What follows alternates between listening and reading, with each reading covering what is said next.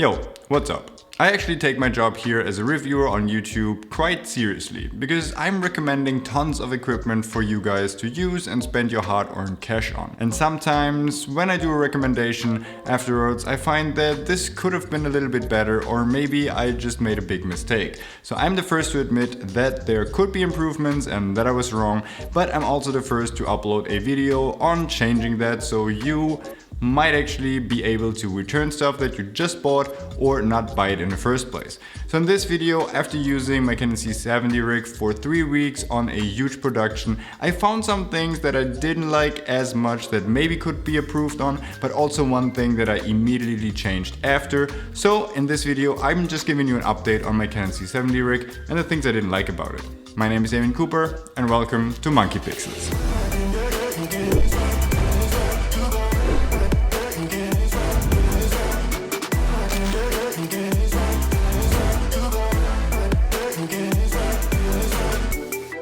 After about 17 days of production, where I used the C70 Rig every single day, I was actually quite pleased with it. But again, there were some minor things and one big thing that I didn't like, so let's start with the minor things. And some of these are actually really tiny things, but I think it's still worth mentioning.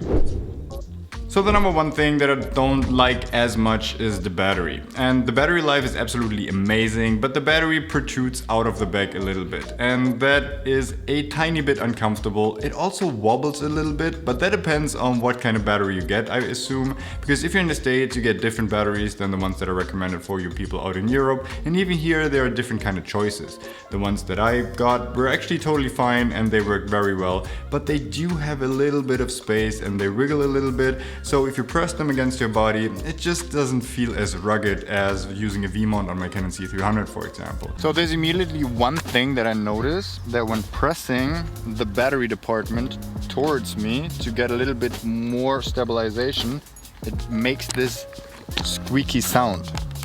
Also the monitor that is...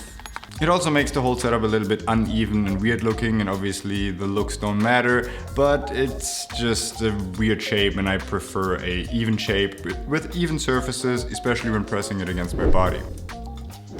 Another tiny issue that I found was the distance of the viewing monitor. Most of the times I have the camera on low angles or to my mid-torso, but once in a while when I film somebody that is on my height approximately, I raise the camera to my eye level and then press it against my chest and view it via my 7-inch screen. And since the camera is quite short, even with the long battery protruding out, I kinda was too close to the 7-inch screen, because you do get a little bit of a headache if you're so close to a 7-inch screen. And with my Canon C300, for example, that is a lot longer, especially with the V-mount attached, I have a perfect viewing distance from the camera to the monitor. With the Canon C70 being shorter, that was a little bit too close to my liking. Another thing I immediately found out after posting the C70 Rig video is that with the tilted cage as well as the side strap, you can't balance it on the RS2, so you need to take off that side strap. And with this, shooting handheld is a lot less comfortable than with the side strap attached. The 3 weeks I shot, I used it without a side strap to be able to just quickly go to gimbal, to tripod, to handheld, but overall when using it with a side strap, handheld is much more comfortable. So that is a little thing. It's not all perfect and you can't go easily to all 3 positions and all of them are perfect, so you need to weigh which one you like better. If you're not shooting on a gimbal, just leave the side strap on. If you do shoot on a gimbal a lot, then just leave it off and deal with the fact that it's not as comfortable to hold. So those were all very minor things, but now there's a pretty big one that I found out, because I recommended the Rode VideoMic NTG alongside my Canon C70. And although I do like that microphone, after shooting for 17 days, I feel like it's not necessarily the perfect solution for the Canon C70, and here's why. The one thing that I did like about the microphone the most is that it has a The one thing I liked about this microphone the most, the one thing that I liked about that microphone the most, the one thing that I liked about this camera the one thing that I did like about this microphone the most is that it has its own dedicated gain meter. So you don't have to use the flimsy controls on the camera, and most of the times they are not accessible anyway because the monitor is in the way. but I found out that the response from the microphone to the camera doesn't work 100%. Unfortunately, when using the microphone with the camera and cranking up the gain meter, a lot of the times it did peak, although I never saw anything peaking on my monitoring levels. And that is kind of unfortunate, and I think that it just doesn't really communicate 100% with the camera. So my camera didn't show anything peaking, but in post it was peaking, so that is kind of a problem, especially when using it as a run and gun solution. And I usually do have a safety track. Yes, the microphone itself does have a safety track that you can enable, but that brings a little bit more work in post, because then the main channel is recording on the left channel and the safety track is recorded on the right channel. So you always need to just put the left channel and duplicate it onto the right channel. And again, in a fast turnaround project, that's a bit too much work. In the project that I shot, there were a lot of people really quietly, and then they started screaming when they just won something in the poker tournament that they were playing. So I always needed the second safety channel. Okay, it's not over. Brother.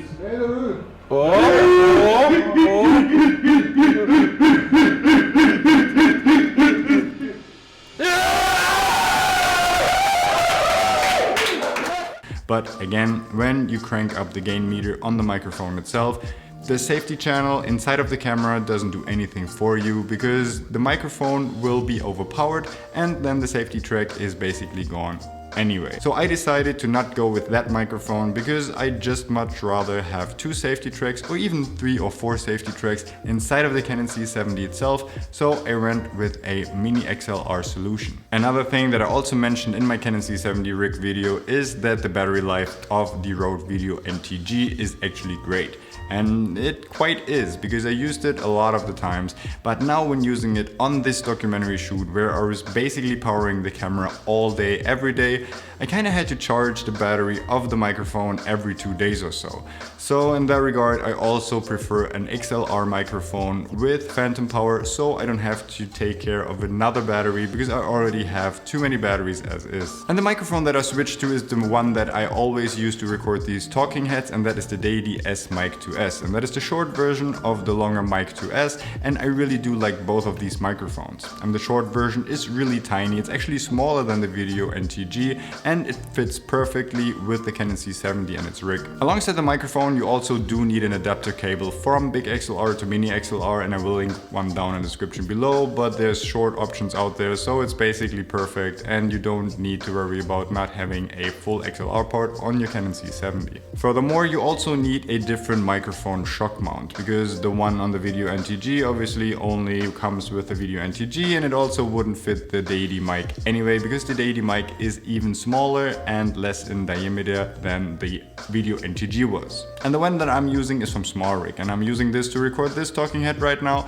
and it also comes with a shock mount. So the microphone is just basically loosely hanging in this mount, so you don't have any vibrations or clunking when you move the camera around. So that is something that is pretty cool, and it also isn't too big so that it doesn't interfere with the 7-inch screen. So you can basically leave your rig the way I recommended it and just switch out the microphone as well as the mount. The good thing, the dead cat that I recommended for the Video NTG is also the same one that fits the Deity S2 Mic S, and that is the one that I've been using. So if you already purchased this one, you don't need to send that one back. So that was it. That was my update on the Canon C70 Rig video after using it for a couple of weeks, day in and day out. Again, most of these are really tiny small things. The microphone itself, you can still make it work. So it's not like this is a horrible microphone, but for me, shooting long hours, long days, the battery life was somewhat of an issue, and also I need that safety track, and I didn't want to use the internal safety track, but I want to use all the channels on my camera so I can flexible move both of them around. And for my project, I always need a safety channel. Most of the times, if you're just vlogging or if you're just recording one person, you probably don't need that safety track at all, so you can still go with the Rode Video Mic NTG. But for me in my work, I would definitely prefer the Deity, now that I know what I know now. So that was it. That was a short video. If you liked it, then please hit the thumbs up button, subscribe for more, because there will be a full Canon C70 review in the very near future, alongside a full studio tour. So make sure to hit that notification bell if you're interested in that, and I hope to see you on the next one. Quick and easy, dirty, dirty, dirty, dirty.